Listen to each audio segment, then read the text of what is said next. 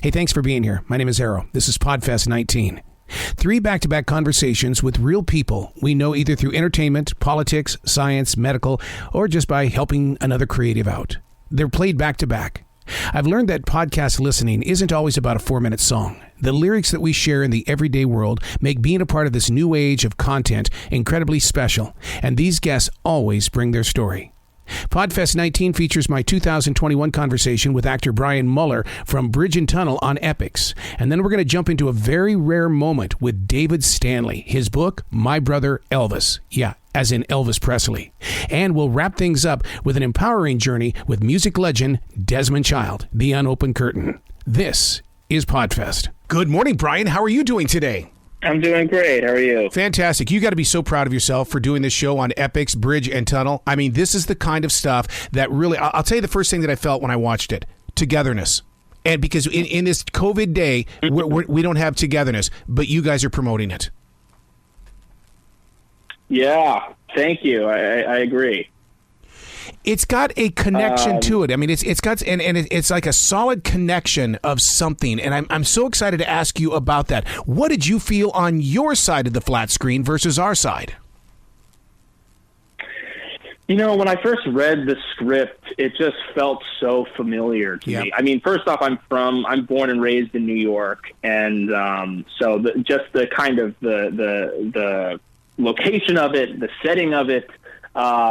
Felt immediately connected. You know, my whole family's from New York too, so the accent just felt like, oh, I'm just gonna, my whole, so much of my extended family, talks in thick New York accents. But then most, the show's set in 1980, but I mean, everyone says it, but there's certain things that are just universal, and the dynamic of the friend group. Of people that have known each other for their entire lives. One of the nice things about growing up in New York is that people kind of, they always come back to New York. Yeah. Often places, I have so many friends where, it's like, yeah, I don't keep in touch with too many people from my hometown because, so many of us left. But, I'm still really close with many of my friends from growing up. And just that dynamic of kind of, the guys ribbing each other and, insulting each other, but at the end of the day, it's this degree of loyalty where they would, step in front of a truck for you. They'd walk into traffic for you. And also just like at this transition period at this show, the main 6 characters of us, this group of friends, they're all about to kind of step into their adult lives and start this new chapter, and how kind of exciting but also terrifying that can be. And I know personally, that period of after I graduated from college and trying to step into being a professional actor was really a difficult one. And if it had not been for the kind of people that have known me my whole life, it would have been that much harder.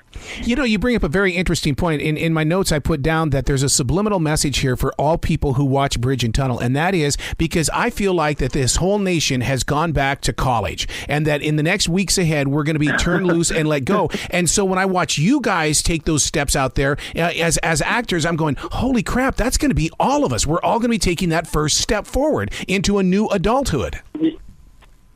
That's a great point. It's so many people, so many friends of mine who have been living with their parents for the past, since March, for the past 8 months or however long it's been. And, this show takes place, a lot of, these kids have just graduated from college and they're back home. They're back underneath their parents' roof. And I think they're just rearing to go. They're like, get me out of here, which is how we all that's how we all feel right now. I feel like the entire country just feel like we're like horses in a stable, just kind of like hitting our head, being like, can you let me free, please? Can you let me run? So true. We're talking about Bridge and Tunnel on EPIX. So, man, you get the cool name, man, Pags. I mean, are people coming up to you going, yo, That's Pags, right. What's up, man? What's going on, Pags? And what's happening? Yeah.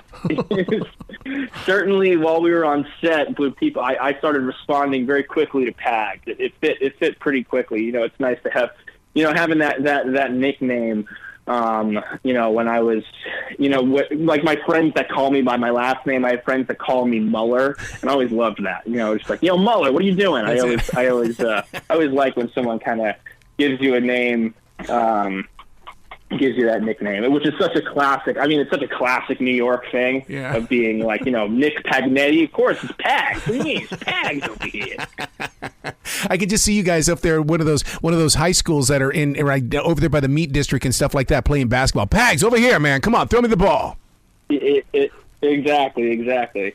So now to work with Ed Burns, this man is such a visionary. I mean, it's not just about words. It's about painting a picture for the people that are watching it. Totally. Yeah, man, he's amazing. Ed's really carved out such an amazing career for himself, and it's all, it all stems from his writing and his directing and his vision for his stories. The first time I saw him was in Saving Private Ryan, but what was the precursor to that was him writing and directing his own stuff, which and then as I've watched his work, it's interesting. I was talking about this, that, the indie, he's made a career for himself making indie movies. And when you think about indie movies, you don't necessarily, the first thing you don't think is blue collar. Yep.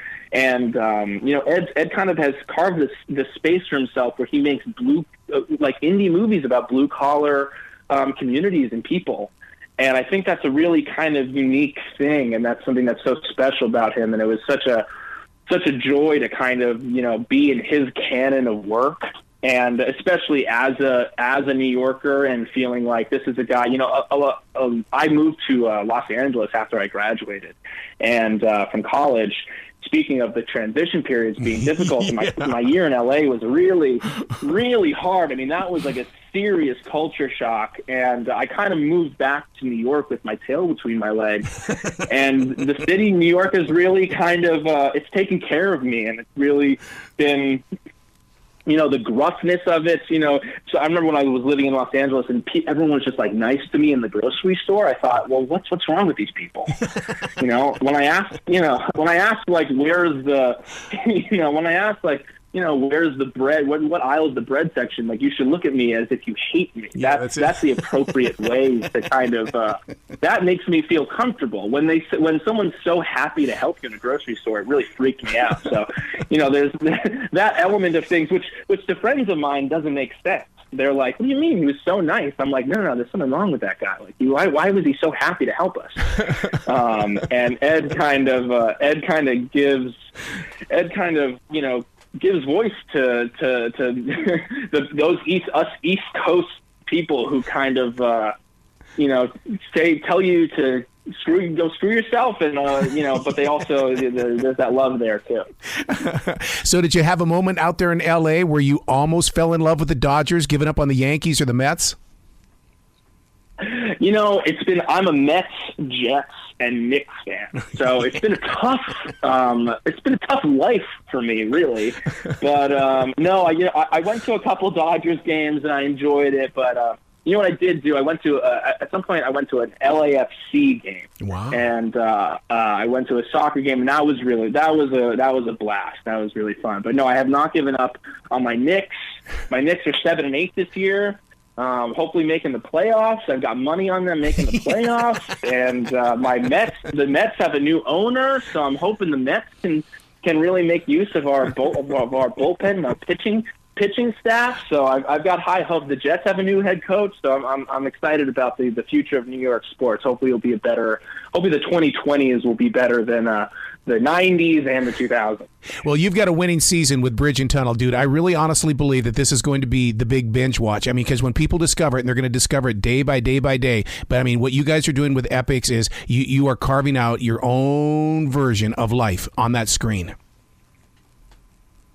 Yeah, well, thanks so much. I just, it's been such a tough year, and we just want to give people something that they can enjoy and smile at, and we're not trying to screw with your head. We're just trying to give you something nice and watch something that feels familiar, and also will hopefully pull your heartstrings and make you feel like life's worth living, because this past year there's been it's been dark days for everyone. Yep. Well, congratulations on the show. Please come back anytime. The door is always going to be open for you, Brian. Thank you so much. Appreciate it. You have a brilliant day, okay, Pags? All right. All right. You too. Bye. Good morning, David. How are you doing today? I'm doing great. How are you? Doing very well. You know, as much as I want to talk about how incredible Elvis is, I want to talk about you, David, because there's so much about you that we don't know about, that because you have been shaped, you have been a leader all the way, and I just want to know about you. Well, that's very kind of you. I'm kind of a simple man that lives in the beautiful state of California in San Diego, enjoying the sunshine. I'm a speaker. I've been a speaker since 1980. I travel throughout the United States, motivation, inspiration. I'm an advocate on prescription drug abuse in America today, or the world for that matter. I wrote My Brother Elvis, The Final Years, to remind the world that if it can happen to him, it can happen to anybody. I have a production company in Los Angeles and Nashville called Impello Entertainment. We do book publishing, films, television, music publishing. And I love life, so I appreciate you asking. I'm not used to somebody asking me about myself. Well, it's because you're very inspiring, and the fact that you have dedicated your life, A, to go out and motivate people, and B, that you're putting awareness out there about drug addiction, dude, that says a lot about you and how you were brought up. Well, I appreciate that. You know, I was raised by Elvis Presley, stepbrother to Elvis Presley. My mom married his widowed father in 1960. I moved into Graceland Mansion. There was a guy named Elvis Presley who became the father figure, the mentor of my life. And I did learn from Elvis, if you have a gift, use it. Because he believed that God gave everybody a gift.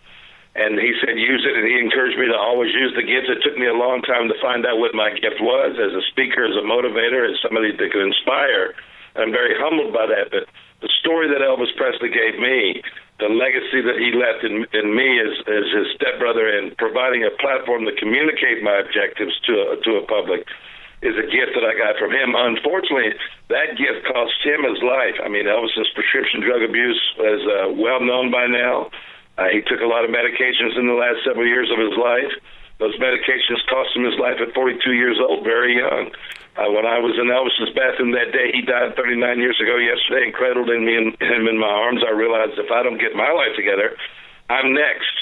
And so I was spared, and I was able to overcome the negative ideologies of my rock and roll past. I was able to lick the addiction, so to say.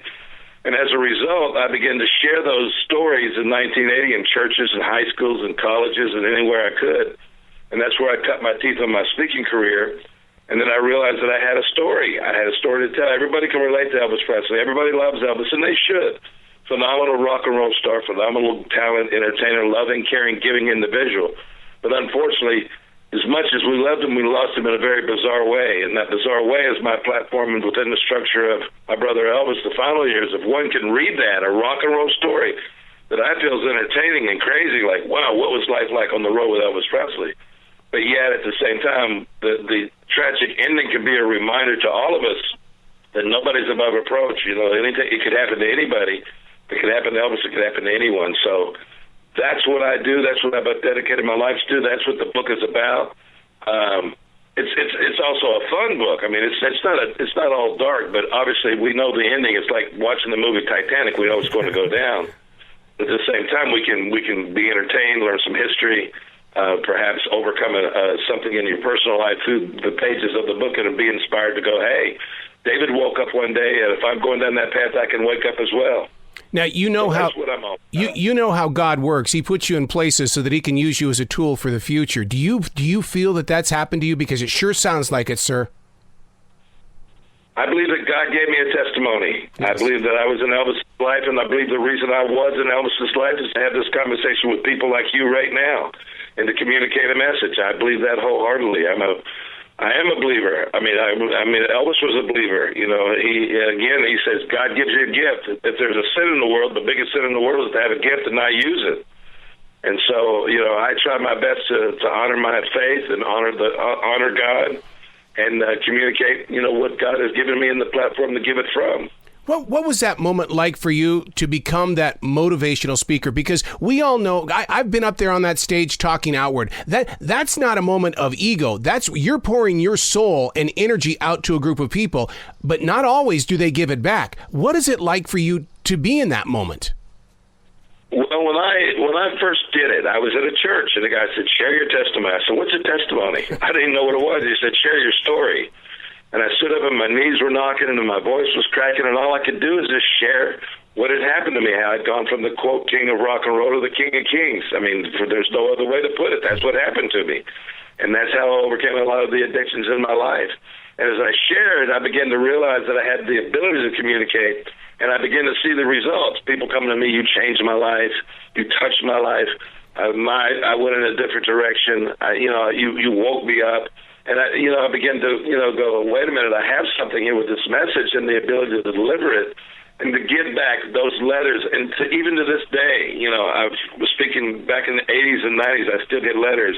Thank you for changing my life. Thank you for reminding me and motivating me. Speaking's not for everyone. The last thing in the world I thought I'd ever be is a speaker. Now, I'm an author, speaker, and I have an entertainment company. We do television, and we do films, and we do book publishing and music publishing. But my primary life goal or mission is to speak, communicate, motivate without hesitation, to inspire people to embrace their authentic selves, embrace the gift that God has given you, and be the best you can be in all that He's got for you. Don't you love those moments where you're even in a Southern church and you send out that one sentence that you put together, and all of a sudden people are going, amen, oh my, and they're raising their arms, and you can feel it in that moment? Well, you can feel the spirit. Every time I take the platform, I realize it could be for the last time and act like it was my first time. And it's an opportunity to be a voice. You're sharing something that's being driven through you by the Spirit itself. It's a phenomenal moment. I don't speak in as many churches as I used to. I mean, I used to speak in good grief, thousands of churches, but I took it to corporations and now associations. And I mean, even no matter where I'm at, no matter if it's in a church or if I'm with a major corporation, I always inject my faith. And people have a tendency to listen when you're motivated by the Spirit. There's no other way to put it. I want to say I appreciate you asking these questions. I appreciate your faith and your courage to communicate it. That's what we need more of. Yeah, we do need more leaders in this world. We need people like yourself to be able to go up to an American business and say, I know that you're bogged down by all the work that's on your shoulders, but you know what? I know a way that's going to help free you, because you know what's happening, David? We're getting bogged down at work, and we're going home, and we're taking those prescription drugs to escape. That you just nailed it right on the head. That's exactly what's happening. It's nothing more than a Band-Aid, okay? It's a temporary thing of relief, but that relief button is going to get worse and worse and worse until the point you're going to wake up addicted, and then once you get there, you lose your job, you lose your family, you lose your life. You're exactly right. We've got to inject faith and hope and opportunity, and there's always a way. There's another way besides self-destructive to enjoy life. And, embracing your faith, no matter what that faith is. It doesn't have to be mine or somebody else's, but instead of look up and draw from that faith, and I think you'll do a lot better off in your life. In fact, I know you will. Don't you see yourself as being a modern-day collaborator in the way that you're saying, look, here are the lyrics to my personal song. Why don't you sing with me so that you can create your own music? Exactly. Everybody has their own voice. And God's given each and every one of us our own melody, our own tune, and our own story. And to share with each other and love one another and do it that way, it works for me, is all I can say. It has sustained and worked. I mean, and I came from a crazy background. When I was 17, 18, 19 years old, I was touring with the king of rock and roll, sex, drugs, and rock and roll at the highest level. There's not a whole lot that I haven't experienced in my life growing up with Elvis Presley. So I've seen the world and everything in it, but, I've made a choice to embrace my faith and communicate that. And it's brought peace and sustained joy in my life ever since. I'll tell you what, that's one of those moments that everybody remembers when the news hit. And I remember going up into my homemade radio station in Billings, Montana, and playing the song that Elvis had out at that time, which was Way Down. Way-O Down. I mean, but it was such a moment. And even in these moments, it doesn't erase from your body. But David, you're giving us a tool here that can help erase the pain from our lives so that we can grow forward. Well, thank you. I'm doing my best. I wrote My Brother Elvis again for people to read. What was it like? A lot of people are just, what happened to Elvis Presley? What the heck happened? The guy's 42 years old. He's got the world and everything in it. How could this happen? And in the pages of the book, My Brother Elvis, you find out in a very, very honest, loving, caring way. It's a story of, a little brother watching a big brother, admiring the big brother, wanting to be like the big brother, then watching the big brother self-destruct. And the helplessness that I had, the only regret I have and I don't have any really, but because I'm very happy where I'm at. But if somebody says, what would you do different? What if you had one thing you could do now? What would it be? Talk to Elvis now at my age, at where I'm at. And, because back then I'm 17, 18, 19, 20 years old. I'm a kid. Now, when I was a child, I thought as a child and I spoke as a child, but when I became a man, I put childish things away. I'd like to communicate with you from a different perspective and say, hey, these things you taught me can work for you too.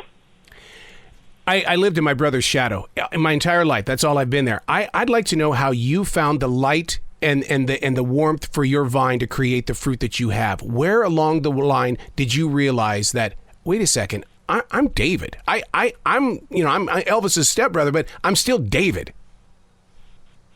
I think it's when I started speaking and again, going back to the results of getting the letters and hearing the people say, you changed my life, or thank you, or an email or a text, or, even back then before the social media campaigns were around, you'd get a letter from somebody and you realize, Elvis was a phenomenal entertainer and had his gift. Elvis wasn't a speaker.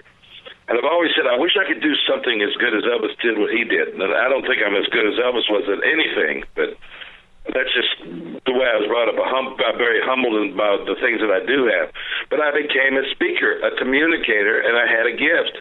And once I found that voice and found that gift, which we all have, and then that's what made the difference to step out and admire and love and think there's some great music and entertainers and actors and great things that legends and legacies that are left behind that you can really admire. But at the same time, I'm very comfortable with the shadow I've come from and stepped into my own life to be able to communicate the way I do and honor my God the way I do, and that's the only reason I do it, is because I give glory to God on everything I do. I love your heart. David, you can come back to this show anytime you want to, sir.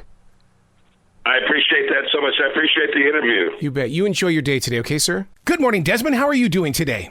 Hey, I'm doing great. This has got to be the coffee finally kicked in. I'm ready to talk to you really fast.